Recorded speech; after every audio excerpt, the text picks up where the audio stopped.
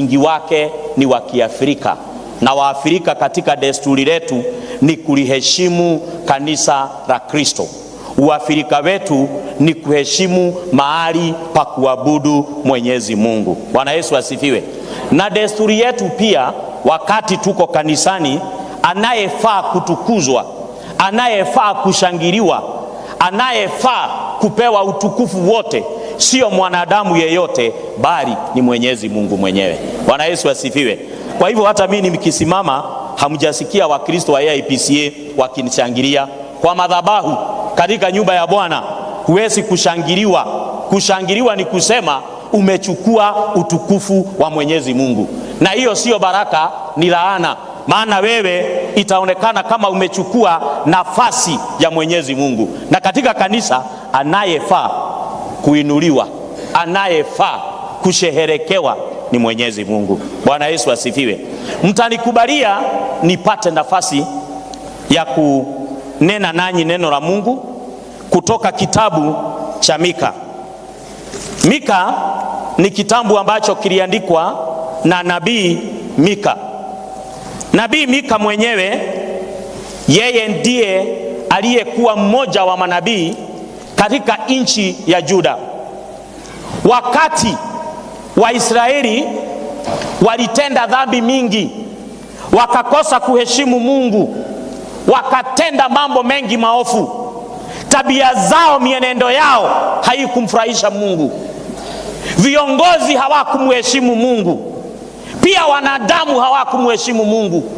Mungu akanena jambo moja la kwamba huu mji wa Israeli, maana wana wa Israeli walikuwa watu wa Mungu, ilikuwa familia ya Mungu, familia Mungu aliyeipenda, lakini kwa sababu ya kutoliheshimu neno lake na kutumheshimu yeye mwenyewe, Mungu akasema hii nchi nitaigawa mara mbili. Kukawa na sehemu ya Juda na kukawa na sehemu ya wana wa Israeli. Na Mika akawa mmoja wa manabii wale Mungu alitumia ili kunena na watu wa Juda. Na katika maongeo yake, nabii yeyote hufikisha ujumbe wa Mungu. Nabii yeyote hunena kwa niaba ya Mungu. Kwa hivyo nabii Mika alinena kwa niaba ya Mwenyezi Mungu. Akatabiria nchi, akaambia nchi ya Juda, nyinyi msipojirekebisha mtaangamia. Msipotengeneza mienendo yenu mtaangamia. Msipofanya kadri na mapenzi ya Mwenyezi Mungu mtakuja kuangamia. Nao hawa watu wakauliza huyu nabii, mahali tulisoma katika kitabu cha Mika mlango wa 6 mstari wa 6 mpaka wa 8, wakamuuliza sasa tutafanya namna gani ili tumfurahishe Mwenyezi Mungu? Wakamuuliza, je, tukichinja dume tutoe kama dhabihu, Mungu atarehemu nchi hii yetu? Mungu atasamehe nchi yetu? Wakauliza swali la pili, tukichukua kondoo maelfu ili tutoe dhabihu ili tumfurahishe Mwenyezi Mungu, hii yote itawezekana? Wakamuuliza, na tukitoa sadaka zetu? Na ujue zile sadaka zilikuwa zinatolewa kutokana na wale watu walikuwa wamenyanyaswa. Kwa hivyo huyu nabii akasema, hapana, munayo mambo matatu ya kufanya ili Mungu aweze kutembea pamoja nanyi na aweze kusamehe nchi yenu. Na jambo la kwanza aliwaambia, if you want to please God, just do these 3 things. 1, act justly. Kwa Kiswahili, fanya vitendo ya haki. Bwana Yesu asifiwe. Ndio Mungu aibariki nchi hii ya Juda. Kitendo moja ambacho mnafaa kufanya sio kutoa sadaka, sio kutoa dhabihu, sio kupeleka mamilioni ya pesa, sio kufanya nini. Jambo moja ni kufanya matendo ya haki. Bwana Yesu asifiwe. Nataka kutabiri siku ya leo, kama tungetaka Mungu atembee na sisi kama nchi, lazima kila mtu atendee mwenzake kitendo cha haki. Bwana Yesu asifiwe. Kama umeajiri mtu Mulipe mshahara wake wakati unaofaa na umpe mshahara unaofaa. Usipofanya vitendo vya haki, Mungu hafurahishwi na dhabihu ya watu ambao hawatendi haki. Mungu hafurahishwi na sadaka ya watu ambao hawatendei wengine haki. Mungu hasafurahii mambo ambayo hufanywa ili wafurahishe wanadamu. Lakini Mwenyezi Mungu akasema, jambo lile mtafanya nyinyi kupitia kwa Mika, labda muanze kutenda matendo ya haki. Unajua shida ya nchi hii ya Juda ilikuwa gani? There was a lot of corruption. Watu waliimbia wengine, watu walikuwa wanatoa ushuhuda wa uongo ili watu wengine waangamie. Na diposa Mungu akanena na Mikaeli kumwambia, na Maika kumwambia, kama mnataka Mungu awe nanyi, lazima mtende matendo ya haki. Bwana Yesu asifiwe. Wakristo mlio hapa siku ya leo, kama unataka Mungu akubariki, tendea wengine matendo ya nini? Mwambie mwenzako, tenda matendo ya haki. Bwana Yesu asifiwe. Na kutenda matendo ya haki ni kumjali mwenzako. Your attitude toward that other person. Ukimuona unaona nani? Ukiona huyo Mungu unaona nani? Unamuona kama ndugu yako. Unajua kwa nini watu hawatendei wengine mambo ya haki? Ni kwa sababu ya kujipenda, ubinafsi.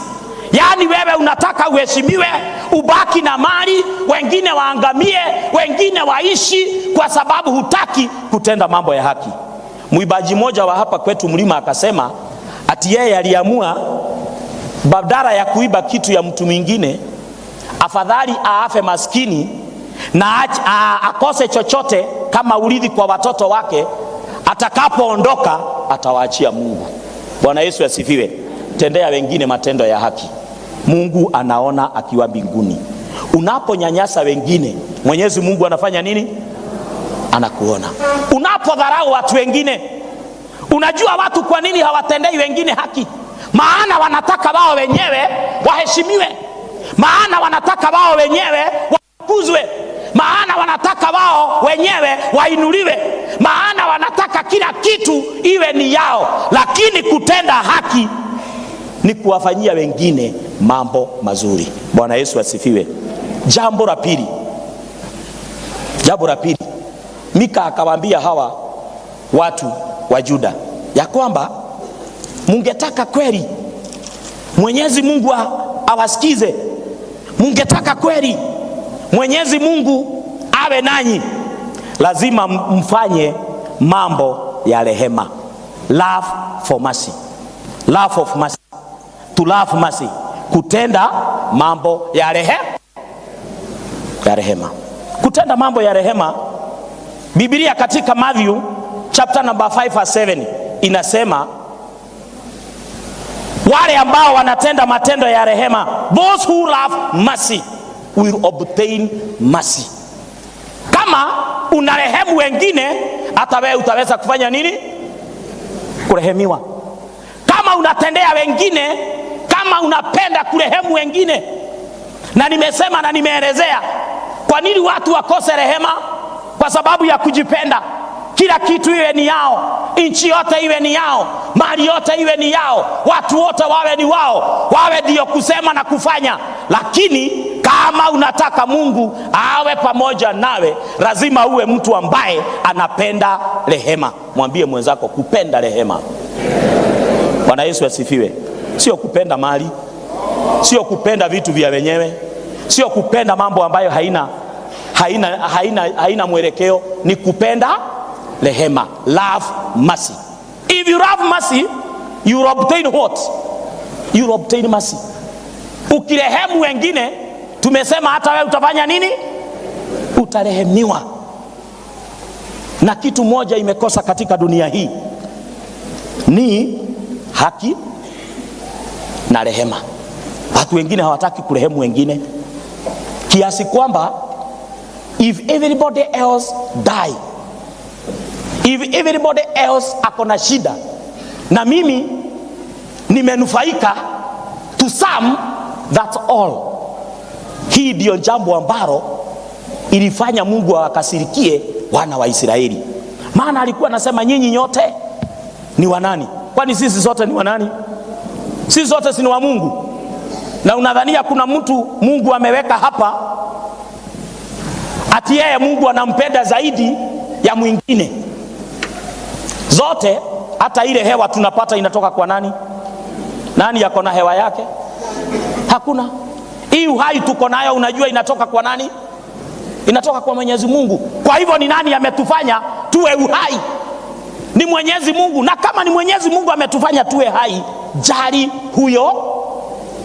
huyo mwingine. Your attitude towards that other person matters a lot. To the readers who are here, in case God gives you an opportunity to lead this nation, always act justly. Kila wakati, be a person who loves mercy. Penda rehema. Bwana Yesu asifiwe.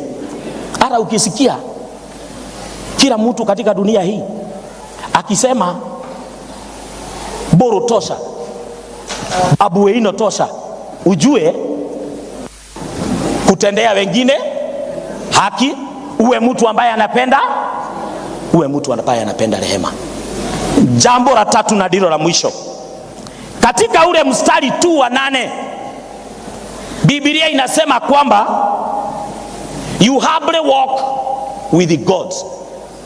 Na nitasoma kwa lugha ya Kikuyu tondu tukireo na maito na tutikwenda kumatunya kanitha wao muthi, nio moi thogora waguo kana tiguo, nio moi thogora waguo makwirwira bururi uyu.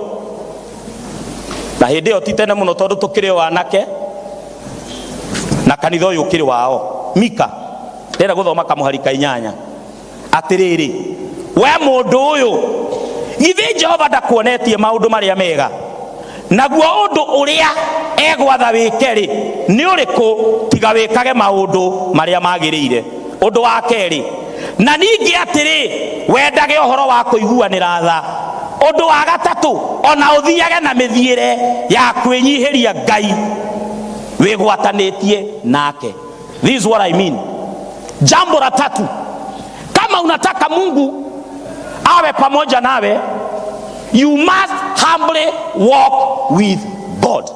Kila wakati tembea na Mungu.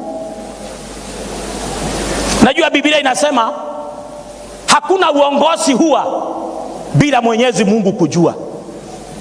You cannot lead a nation alone unless you walk with God. Bwana Yesu asifiwe. Na katika kila jambo, hata sisi, for those who are in business, whatever you are doing, lazima kila wakati ujue unafaa kutembea na Mwenyezi Mungu. Biblia inasema God is a giver of wealth. Kama uko na mali imetoka kwa nani? Hata ule maskini Mungu tu anajua kuna maskini mahali. Kwa hivyo kama ungetaka Mungu akufikishie neema yake, lazima kila wakati utembee na Mwenyezi Mungu. Kutembea na Mwenyezi Mungu ni kusema namna gani? Ni kusema ya kwamba uachilie Mungu apewe utukufu juu yako. Let God be lifted. Wacha Mungu ainuliwe katika kila jambo. Na ndio nikasema katika madhabahu ya Mungu, in the altar of God, no man is supposed to be exalted. The only person to be exalted is our God and our God only. Katika madhabahu ya Mwenyezi Mungu, anayestahili kuinuliwa no Ngai mwene. Mwathani arogocwo. Timothy Kavu sio kiongozi, sio senator, sio raisi. Katika madhabahu ya Mungu, anayestahili kuinuliwa ni Mwenyezi Mungu. Bwana Yesu asifiwe. Na kwa Kikuyu huwa tunasema Ngai witu ni aregaga gwitikia etei, and this is biblical. In First Peter chapter number 5 verse 5 and 6, our God does not exalt those who exalt themselves. What he does, he only exalts who humble themselves before God. Mungu akikutendea mambo mengi, fanya nini? Nyenyekea. Nyenyekea mbele za Bwana. Bwana Yesu asifiwe. Hakuna kitu uko nacho haijatoka kwa nani? Mungu akikupa sifa, in fact hiyo ndio nafasi nzuri yako ya kufanya nini? Ya kunyenyekea. Hata nyota yako ikiangaa, huo ni wakati wako wa kufanya nini? Mutikojokalia. Ni wakati wa kufanya nini? Ni wakati wa kunyenyekea. Nyenyekea mbele za Mungu. Na Biblia inasema ukinyenyekea, naye Mungu anafanya nini? Naye Mungu atakuinua. Nyenyekea mbele za Mungu, atakuinua. Nyenyekea. Mwambie mwenzako nyenyekea. Bwana Yesu asifiwe. Sinyenyekee kwa wanadamu. Whatever the world will give is temporal. Uongozi ni kwa muda, si ndio? Yes, lakini kuna uzima mwingine wa milele. Ukipewa uongozi katika kanisa la Mungu, fanya nini? Humble yourself. Ukipewa uongozi katika nchi, nyenyekea. Humble yourself. And you are not only supposed to humble yourself. Humble yourself and walk with God. Mwambie mwenzako walk with God. Najua tumaimba wimbo hapa, labda mheshimiwa Olengo hakuelewa tulikuwa tunasema nini. Derereka derereka kanyitirira, derereka derereka, na ukaona watu wote ni kama wamekuwa walevi. Derereka derereka, derereka derereka. Hiyo ni kusema nikikaa kama na yumba yumba karibu nianguke, Mwenyezi Mungu anafanya nini? Hakuna wa kukushikilia. Katika dunia hii kuna watu watakutazama kwa mbali unapo yumba yumba kama unaelekea kuanguka, lakini ukinyenyekea mbele ya Mwenyezi Mungu, kabla ufike chini anakuinua. Bwana Yesu asifiwe. Kabla uanguke anakuinua. Mwambie mwenzako nyenyekea. Bwana Yesu asifiwe. Na nimesema nyenyekea na utembee na Mwenyezi Mungu. We really appreciate. Wakati niliambiwa nyinyi viongozi mngetaka kushiriki na sisi, I was like, kumbe akina Babu Owino na Olengo wanahitaji Mungu kwa hii kitu. Truly you can't make it if you don't walk with God. You can't make it. Anza na Mungu kwanza, kingine yote Mungu atakupa.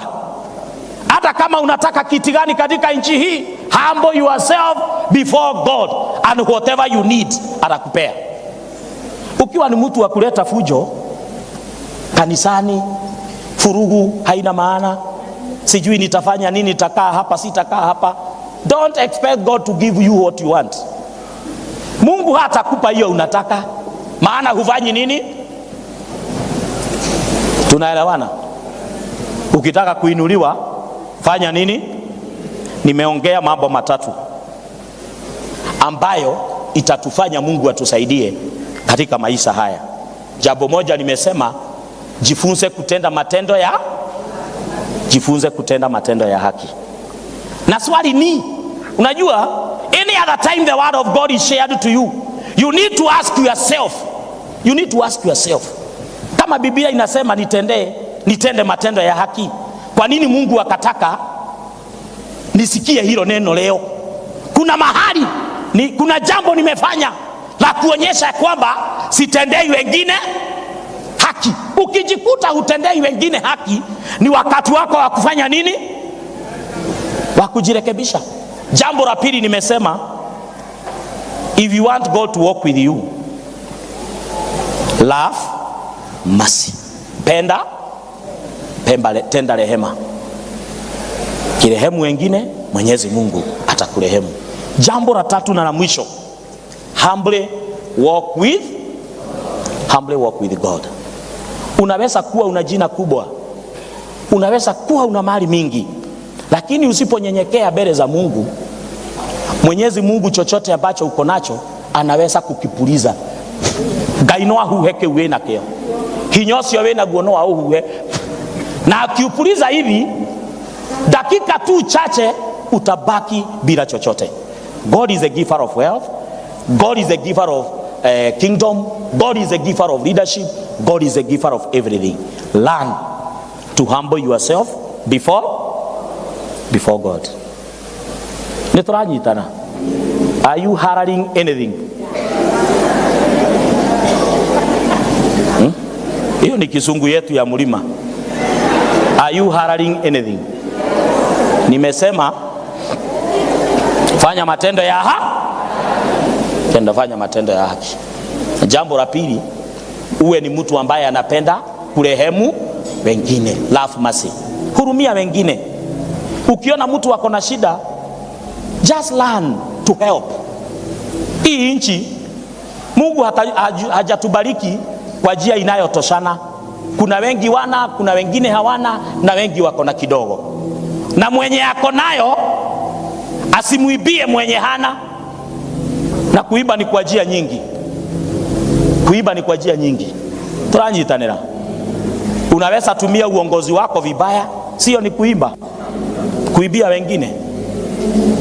Unaweza nyanyasa wengine, lakini wacheni niwaambie, the leaders who are here, if you obtain wealth kwa njia ambayo haifai, ili uachie watoto wako urithi wa mali mingi, I'm telling you, haitawasaidia hata wao. Hata wao wataangamia. Utawaacha nayo, lakini ukiwa kaburini miaka tu michache waanze kuhangaika.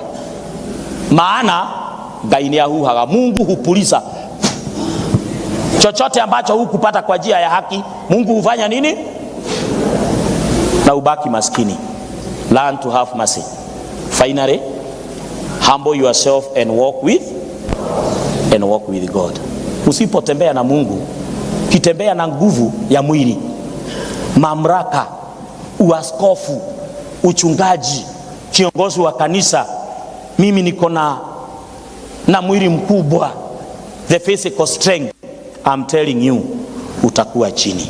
Acha jina la Mungu liinuliwe, na litakapokuwa likiinuliwa, hata wewe Mwenyezi Mungu atakufanyia nini? Atakuinua. Nani angependa kuinuliwa na Mwenyezi Mungu?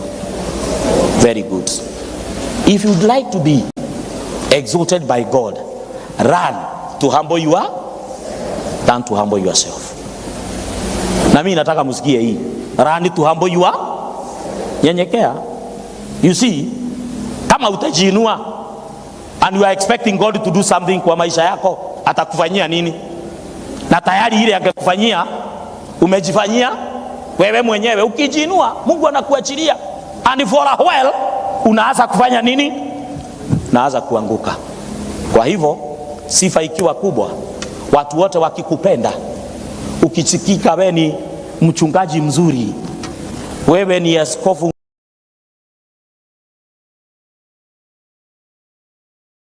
mzuri, wewe ni mwanasiasa mzuri, learn to humble yourself before God and he will lift you up. Amen. Mbarikiwe sana.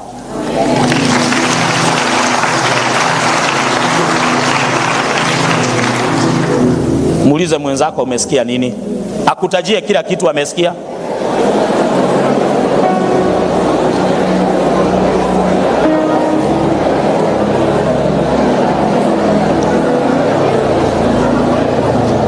Amekwambia amesikia nini na nini? Amekwambia jambo la kwanza unafaa kufanya ni nini? Act justly. Tendea wengine nini? Hiyo ameelewa ama amesikia mambo yake? Unajua nimesikia mwingine ni kama anaambia mwingine umesikia nini? Mimi nimesikia one time. Mimi sijasema hivyo. Mimi nasema utendee wengine nini? Tendea wengine haki. Unajua kuna watu wanasikianga kile wanataka. Kuna watu wanasikianga chenye wanafanya nini? Wanataka. Mimi nimesema utendee wengine, na kutenda haki sio kwa mtu mmoja, ni sisi sote. Nauliza, tuliona wasichana wetu kwa kweli kuchoma wengine, waliwatendea haki. Kwa hivyo hii nchi inahitaji watu ambao wako tayari kutendea wengine nini? Kutendea wengine haki. Jambo la pili amekwambia nini? Atedoe. Why are you listening? Jambo la pili amekwambia nini? Ati? Love. Na mbona naona kama mwingine amesikia ati mimi nasikia mimi ndiye Sifuna. Hatujasema hivyo. Mimi nimesema tendea wengine nini? Na utendee wengine, na uwe mtu ambaye anapenda rehema. Are we together? And finally, humble yourself and walk with God. Are you ready to walk with God? If you are ready to walk with God, kindly stand up. Kindly tusimame. Tukiwa tumesimama, tutaimba wimbo mmoja wa hapa mlima ambao tunaupenda sana. Niye ne